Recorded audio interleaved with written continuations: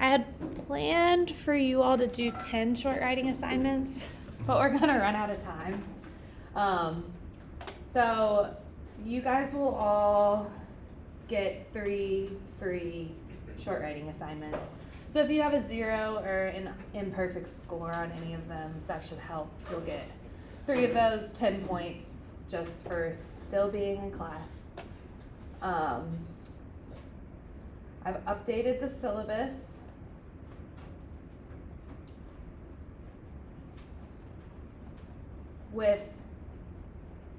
I don't have filled in the lectures or readings, and you guys will have a couple more benchmarks, but just because it's getting that time of year, like it went so fast and so slow. But this is this week, so we'll be in class every day, and then next week we'll do presentations every day. So you guys will have to do a peer review for one person, give them feedback on their presentation and their paper, but that's it next week, and be ready to give your presentation. And then we'll kind of talk about research this whole week, and just a reminder, there's no class Friday before fall break, but there is something you'll have to complete online, and I'll send you that link on this day, so you can do it early if you want Friday completely off. And your next major assignment is going to be due at the end of the month. It's going to be an outline for your research project. It's going to be naming what your multimedia project is going to be. So be thinking of all those things. This one doesn't have a word count. It doesn't have a rubric. It's more just having it, telling me what your multimodal project is going to be, outlining your research paper in your presentation. And then the 2 weeks after that, we'll not have class for conferences, and I'll meet with you all with your outline and give you feedback on that, talk through any concerns you have, help you brainstorm if you need it. And then basically we have 1 more week of lecture, and then Thanksgiving break, and then the last 2 weeks of class are presentations also. So your presentation is due November 28th. I'll be reminding you of this all the time, but your presentation is due November 28th, and I'll give a schedule again, a random schedule. This day we might not even have class if we finish all the presentations in time. This day we won't have class. And then your final paper, multimedia project, are due December 12th. So that's up here, the presentation due 11/28, the full project due December 12th. Any questions about what's to come? Kind of what? Okay, just a reminder, your major assignment, your last final assignment is 35% of your grade. So if you have an A and you don't do it, you will go down to failing the class. And alternatively, if you're failing the class and you get 100%, you'll have an A. So keep that in mind. Great. So we're gonna read something today. This is an article that is about a community the author is not a member of. So I said I'd give you all, we looked at a model last week that the author is a member of the community. This one he is not. I'm gonna be asking you all again about like the audience. So I want you to see the magazine this was published in, Discover Magazine, Science for the Curious. So take this in and think about what kind of people would read this magazine.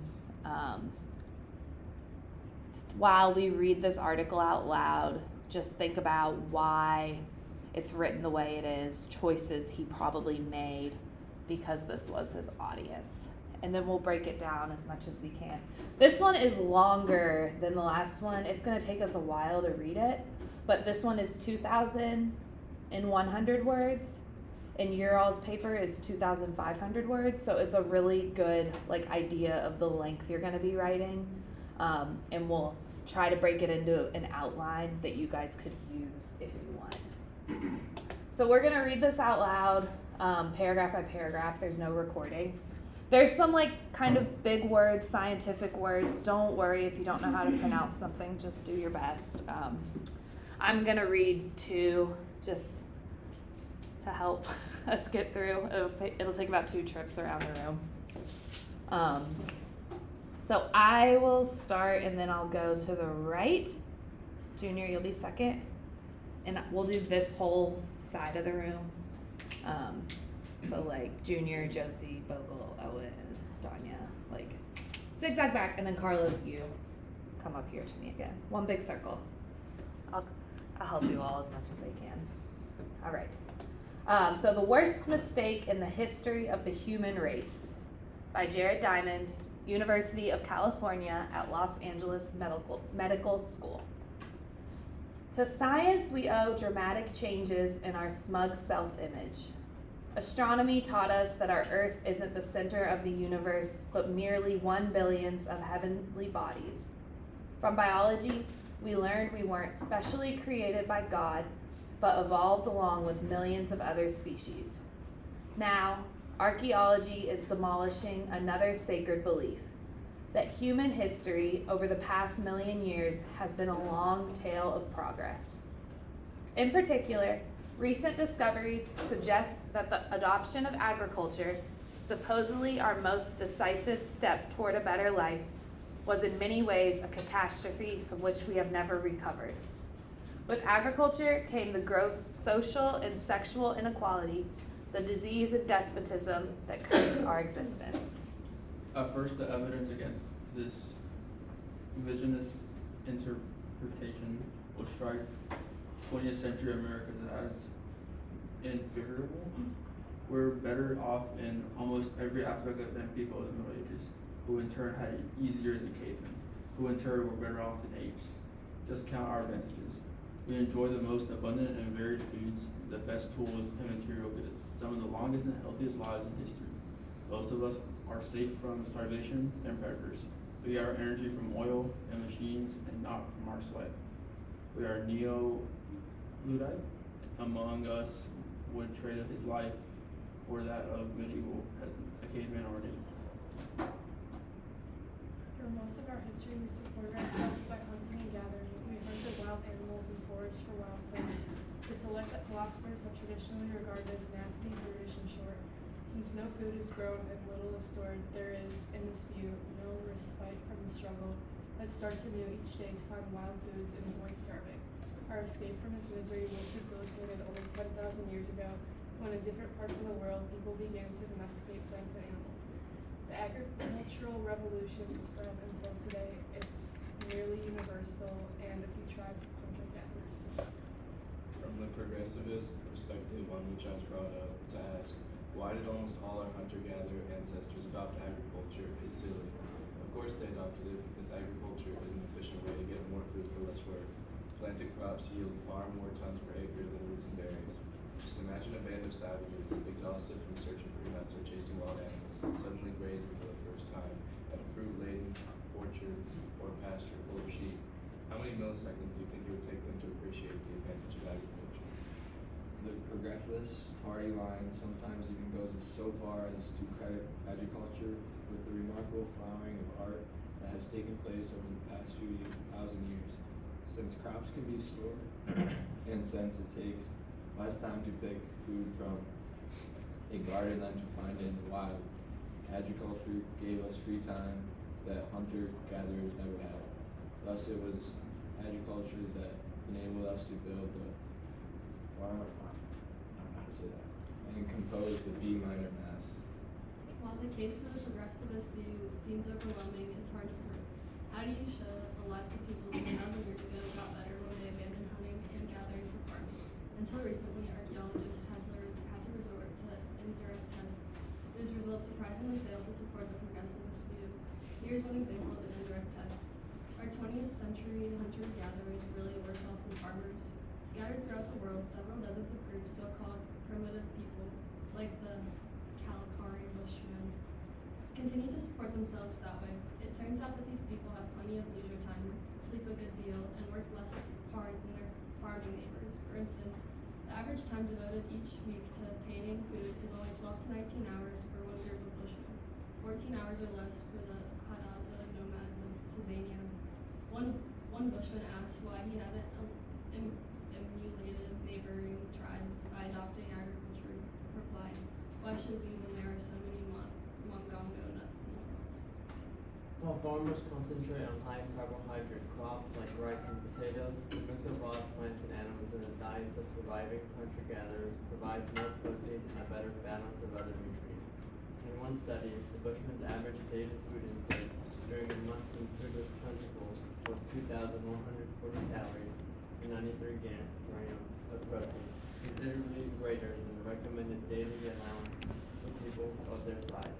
It's almost inconceivable that bushmen who ate 75 or so wild plants could die of starvation the way hundreds of thousands of Irish farmers and their families did during the potato famine of the 1840s. So the lives of at least the surviving hunter-gatherers are nasty and brutish, even though farmers have pushed them into some of the world's worst real estate.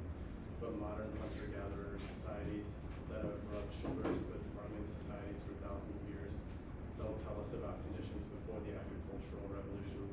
The progressivist view is really making a claim about the distant past, that the lives of primitive people improved when they switched from gathering to farming. Archaeologists can date that switch by distinguishing remains of wild plants and animals from those of domesticated ones in prehistoric garbage dumps. How can one deduce the health of prehistoric garbage makers and thereby directly test the progressivist view?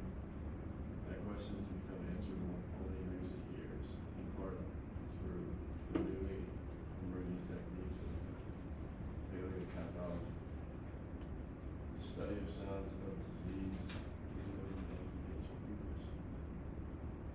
In some local situations, the paleo has almost as much material to study as the paleo today. For example, archaeologists in the Chilean search found well-preserved mummies whose medical conditions at time of death could be determined by vitals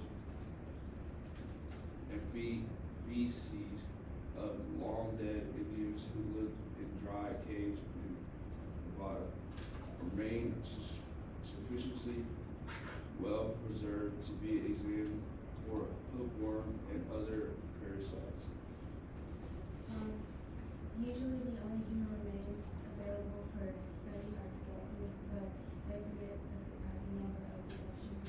To begin with, the skeleton reveals its owner's sex, weight, and approximate age. In the few cases where there are many skeletons, one can construct mortality tables like the World Life Insurance companies use to calculate expected lifespan and risk of death at any given age.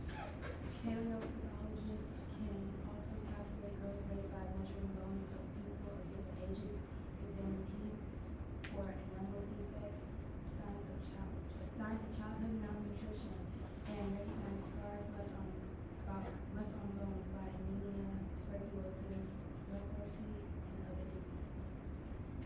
One straightforward example of what paleopathologists have learned from skeletons concerns historical changes in height. Skeletons from Greece and Turkey show that the average height of hunter-gatherers towards the end of the Ice Age was generous 5'9" for men, 5'5" for women.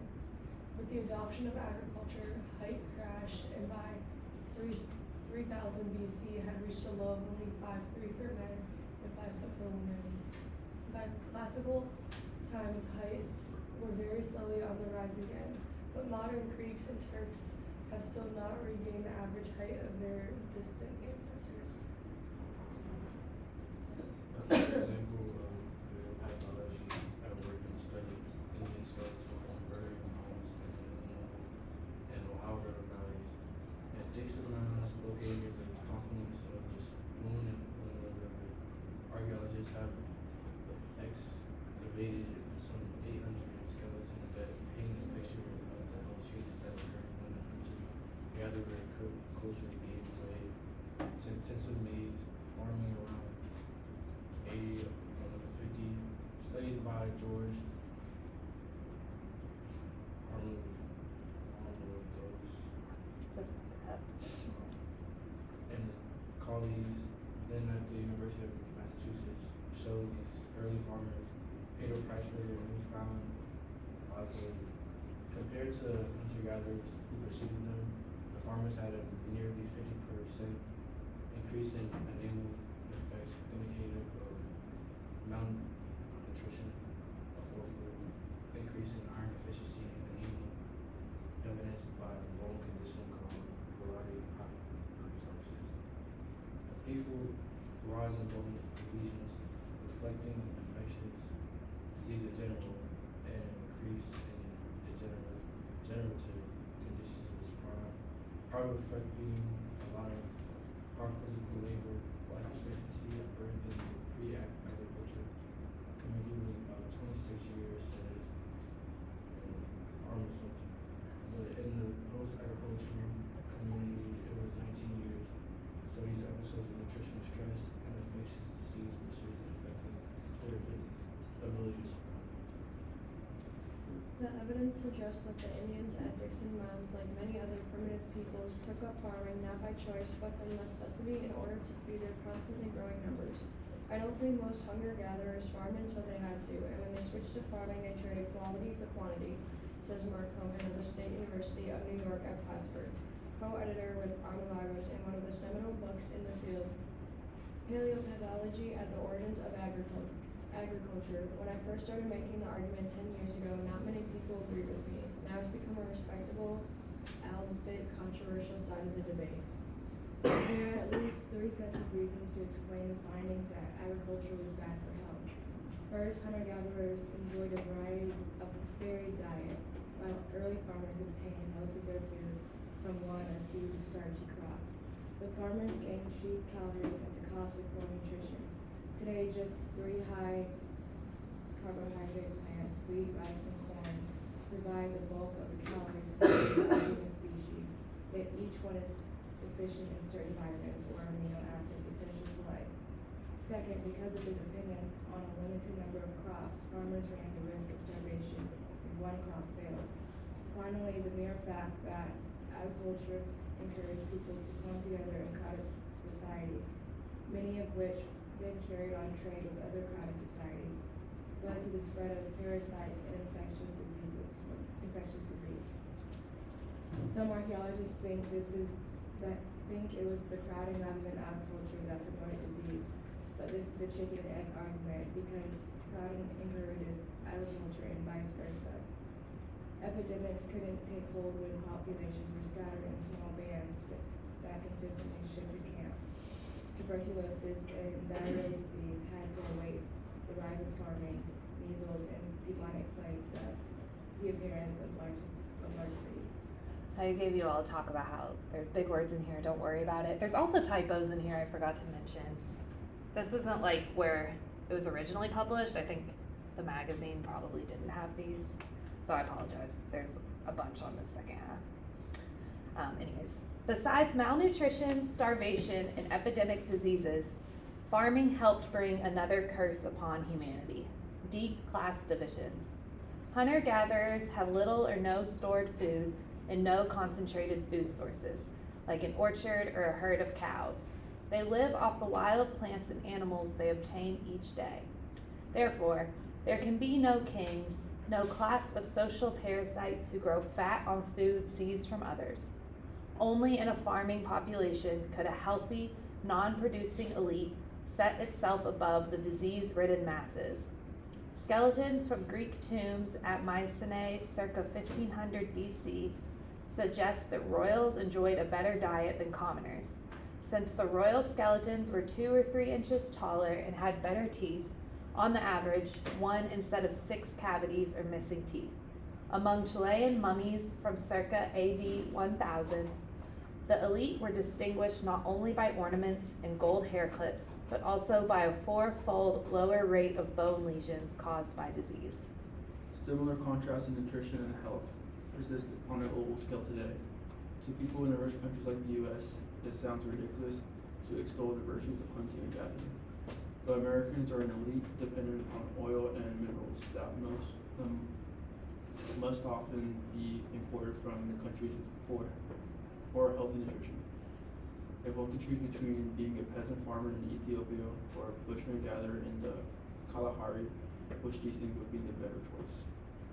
Farming may have encouraged inequality between the sexes as well.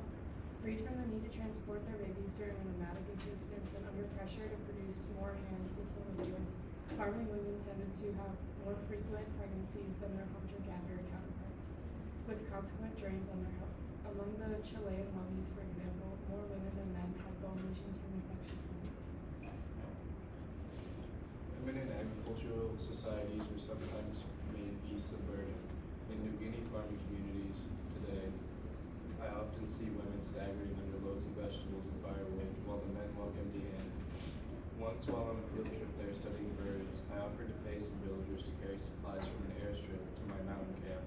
Heaviest item was a 110-pound bag of rice, which I lashed to a pole and assigned to a team of 4 men to shoulder together. When I eventually caught up with the villagers, the men were carrying light loads, while one small woman weighing less than a bag of rice was bent under it, supporting its weight by a cord across her temples. That's really claim that agriculture encouraged the farming art by providing us with leisure time. Modern hunter-gatherers have at least as much free time as do farmers. The whole emphasis on leisure time as a critical factor seems to be misguided. Guerrillas have had ample free time to build their own artisan and they want. While post-agriculture technology advances did make new art forms possible and presentation of art easier, great paintings and sculptures were already being produced by hunter-gatherers 15,000 years ago, and were still being produced as recently as the last century by such hunter-gatherers as some Eskimos and the Indians of the Pacific Northwest. Thus, with the advent of agriculture, an elite became better off, but most people became worse off. Instead of following the progressivist party line that we chose agriculture because it was good for us, we must ask how it got trapped by despite its pitfalls. One answer boils down to the adage, might makes right. Farming could support many more people than hunting. Albeit with a poor quality of life, population densities of hunter-gatherers are rarely over 1 person per 10 square miles, while farmers average 100 times that. Partly, this is because the field planted entirely in edible crops. That's one to feed far more mouths than a forest with scattered edible plants.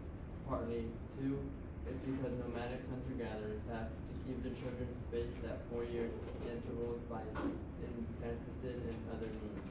Since a mother must care for a toddler until it's old enough to keep up with the adults, because farm women don't have that burden, they can and often do bear a child every 2 years.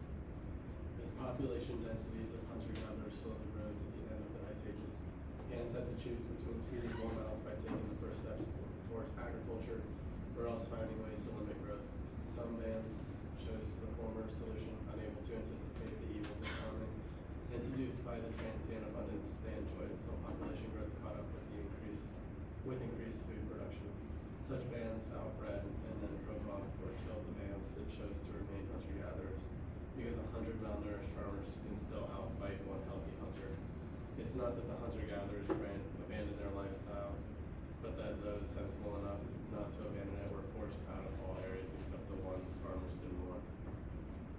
This point is instructive to recall the common complaint that archaeologists must observe their own past and offering no lessons for the present. Archaeologists studying the rise of farming have reconstructed a crucial stage at which we made the worst mistake in human history. Force to choose between limiting population and trying to increase food production. It shows the latter ended up with starvation, warfare, tyranny. Hunter-gatherers practice the most successful and longest lasting lifestyle in human history. In contrast, we're still struggling with the mess into which agriculture has stumbled us, and it's unclear whether we can solve it. Suppose that an archaeologist who had visited from outer space were trying to explain human history to his fellow spacelings. He must illustrate the results of his digs by a 24-hour clock on which 1 hour represents 100,000 years of real pastime. If the history of the human race began at midnight, then we would know. Now we almost at the end of our first day.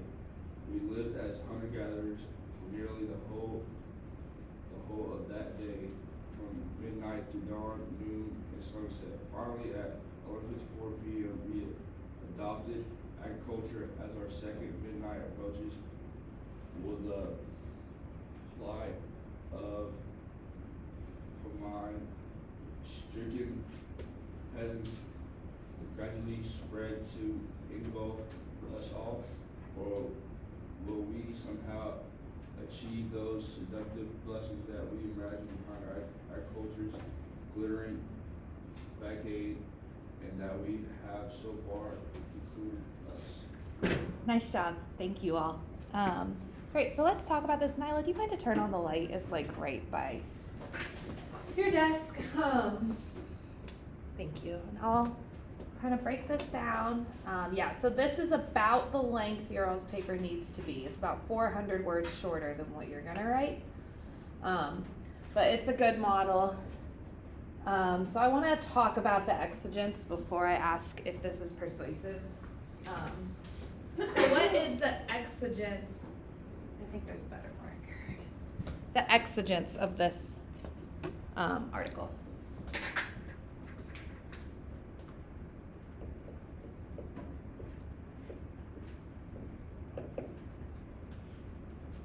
Yeah. It's like the prompt kind of, right? Yeah, but what is he? Yeah, I was Yeah, just trying okay, to perfect. figure Sorry. out he's saying that our adoption of agriculture was terribly harmful for our development as a species. Yeah, totally.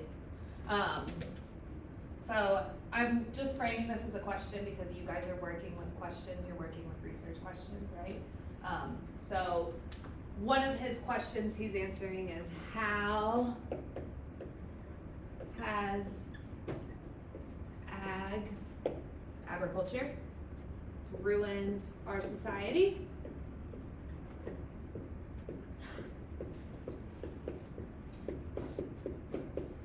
And this is one of those things he has to make the claim that it did first, right?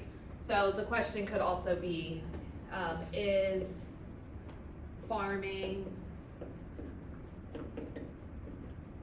or hunter-gatherer culture healthier for us, healthier for humans? And then to make it a fruitful question, he would add the how so and defend that. But he is very much making the claim that hunter-gatherer is healthier, and honestly he's saying that farming completely ruined our society. So stepping back, raise your hand if you agree with him after reading this article, if he convinced you. One. No one in my last class agreed with him, and I was like, man, I thought this was a good article, so now I really have to defend it. So one person agrees, so the rest of you were not convinced by this argument. Okay. Well, we'll still break it down, and if you're not convinced by it, you can kind of point out where he lost you. So who is the audience of this? Remembering this is the magazine it was in.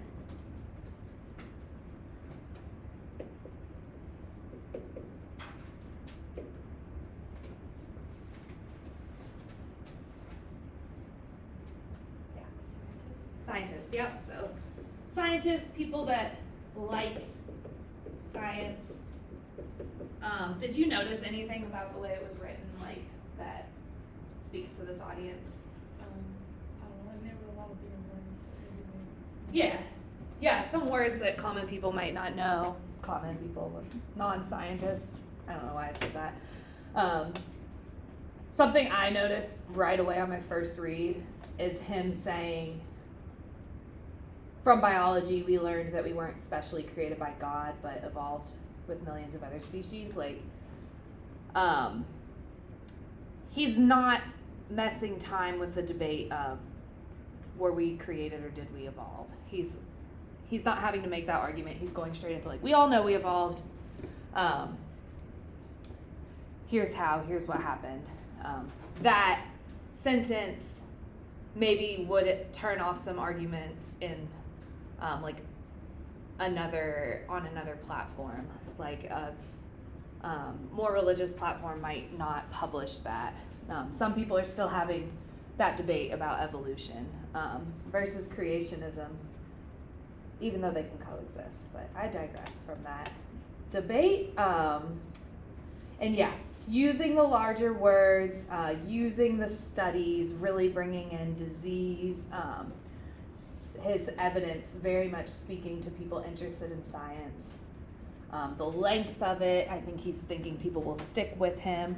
If he was making this argument on a social media post, even in a magazine that wasn't catered to science, like if you think about, like Teen Vogue publishes stuff that is like about real world issues, but it's probably gonna be like shorter, punchier, get to the point a little faster for less science-y crowd. So who is the rhetor, the writer of this piece? Jared Diamond. Yes, and what do we know about him? He goes to med school at the University of California. Yeah, I'm guessing he's a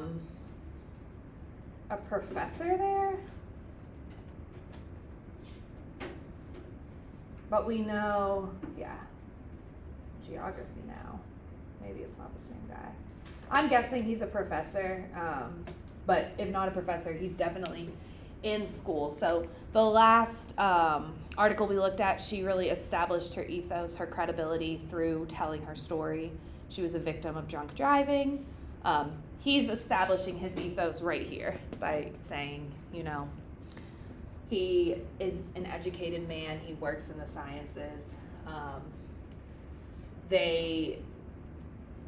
Doctors, of course, hold biases just like anyone else, but you can maybe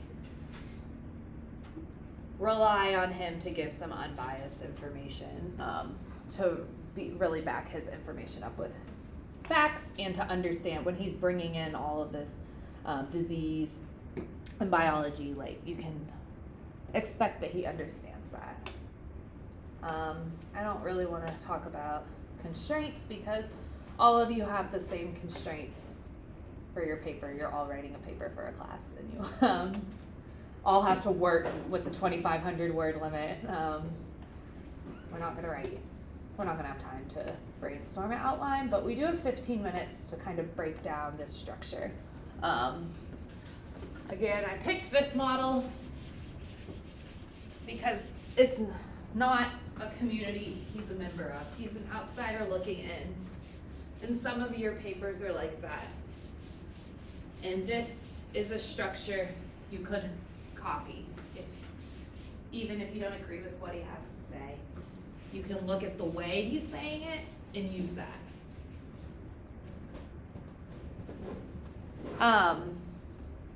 So this first paragraph, his introduction, what's he doing here?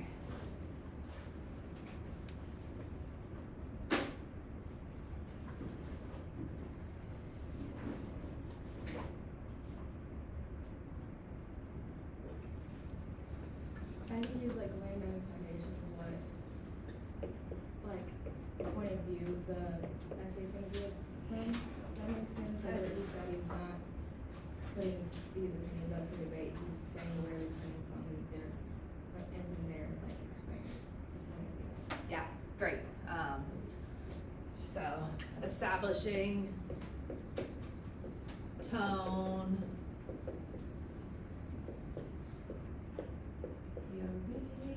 And he makes his claim right here in the first paragraph, right? He's not asking a question. Where does he say it? Recent discoveries suggest that the adoption of agriculture was in many ways a catastrophe from which we never recovered. It's kind of a bold sentence, like, so he is making his claim right here in the intro. He is establishing it, what he's arguing. You know, he's not arguing about evolution. He's arguing this. these paragraphs, if you skim these or if you remember, what's he doing here?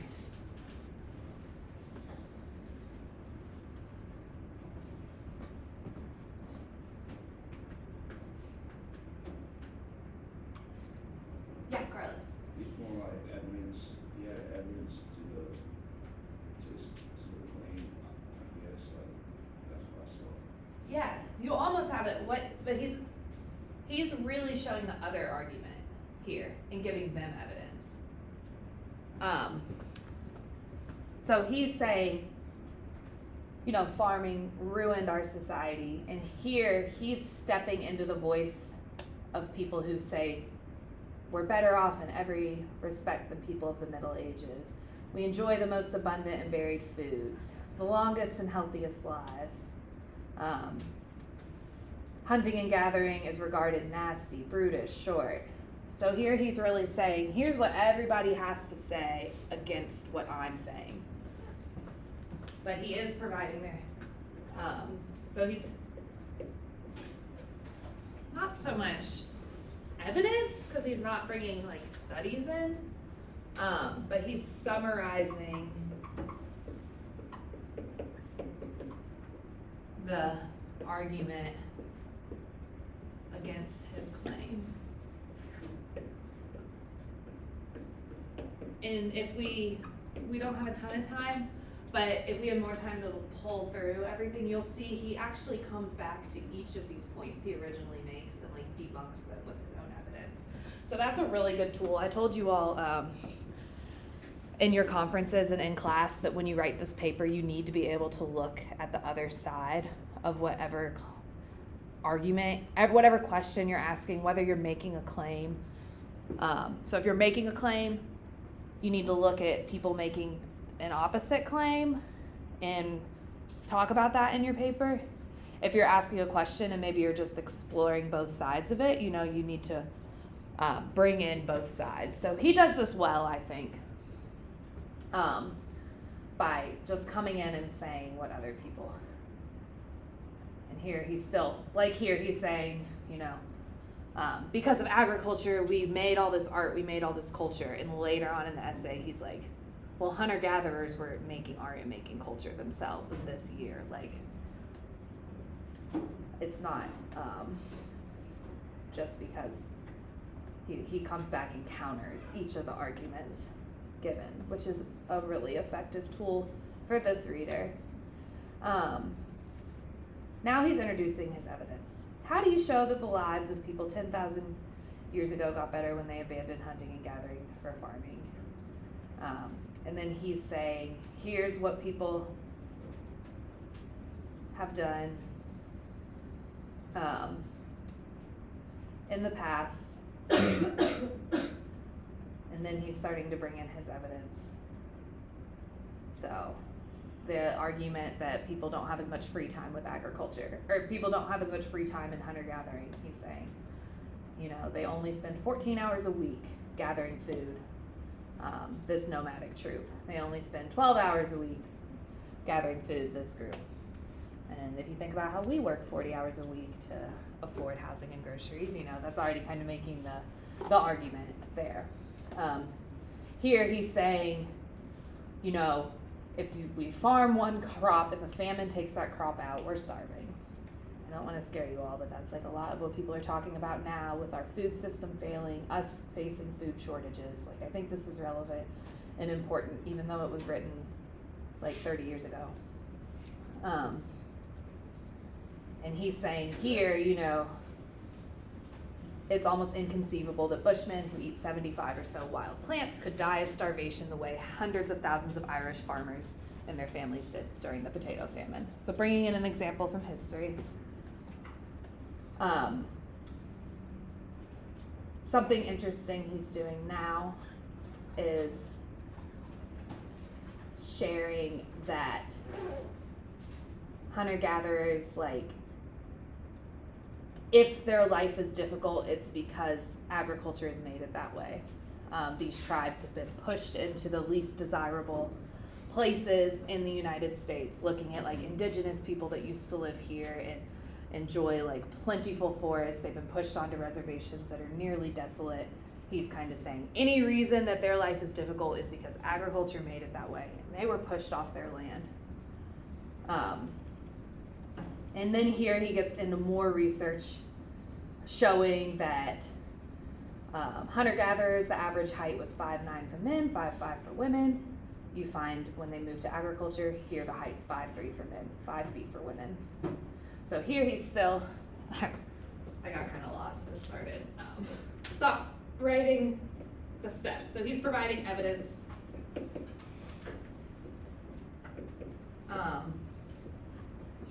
that hunting, gathering is healthier, more stable.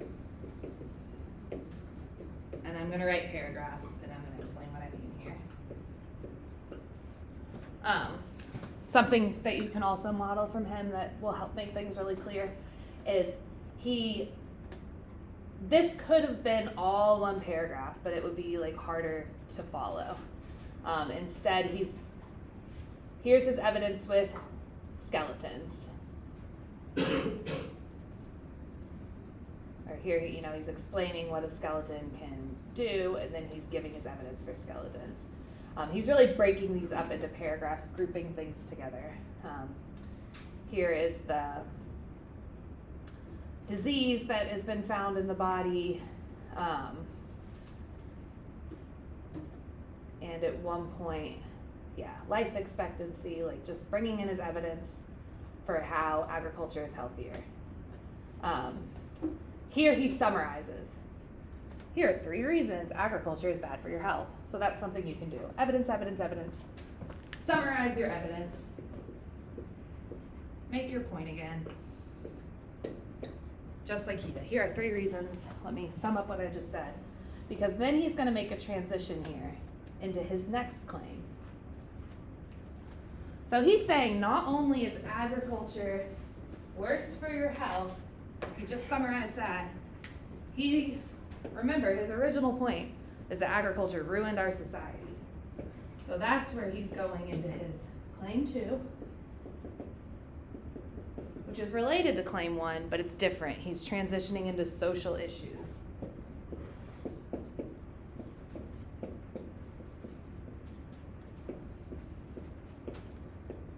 And I'm sorry I'm not letting you all participate as much as I'd like. I just want to get through the paper. We only have 5 minutes. So his next claim is that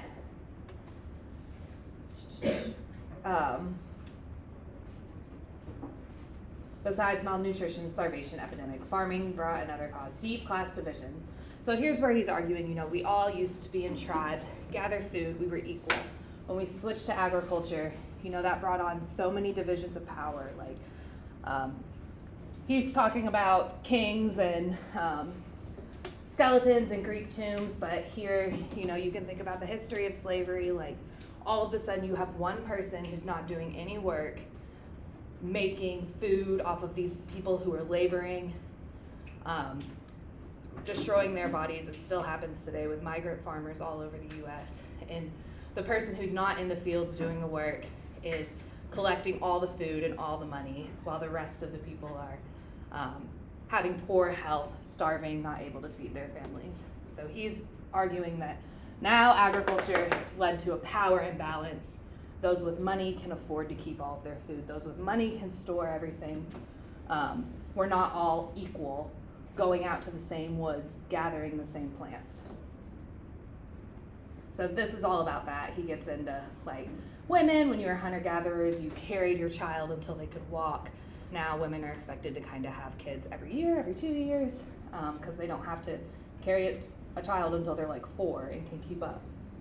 So he's saying their health has suffered. Blah, blah, blah, blah, blah, kind of. Well, not blah, blah, blah, blah, blah. He's making good points. But, and then I just want to talk about this conclusion because it's a good use of metaphor. And I think this conclusion, it's hard for us to imagine going back to hunter-gathering. And I think he's speaking to that. And instead of saying we hunter-gathered for this many billions of years and we've only farmed for 10,000, he's using this metaphor of a clock, right? Because that's easier for our brains to understand. So a 24-hour day, We've been hunting and gathering from midnight, the start of that day, until 11:54 p.m. So for 6 minutes of our history of a day, we've been farming. And that's him kind of making that point that we spent most of our lives living this way. And his last question kind of asks, are we going to return to this? Or will the plight of famine-stricken present gradually spread to engulf us all? So his conclusion, it's kind of a call to action, and it's kind of summarizing his point, but letting you imagine this is possible. We did this for so long. Farming is so new. It's not 10,000 years compared to the history of the world is 6 minutes out of 24 hours.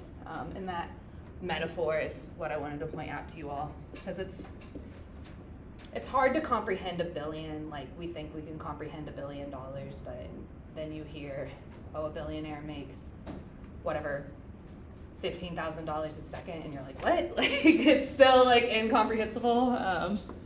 So that's what he's doing here. And sorry, you all, I just wanted to get through that. It's a good model. If you want me to send this to you, I mean, you can look it up and find it, and I can also send it to you if you want to study this model a little more carefully. Let me know. And then just reminder of your short writing assignment due Wednesday. Your reading is due Wednesday. Newest homework, most pertinent, closest homework, I can't talk. And then your major assignment number 2 is due 1 week from today. And then I'll give you all your schedule and your peer review partner on Friday. So thank you all. Have a good day.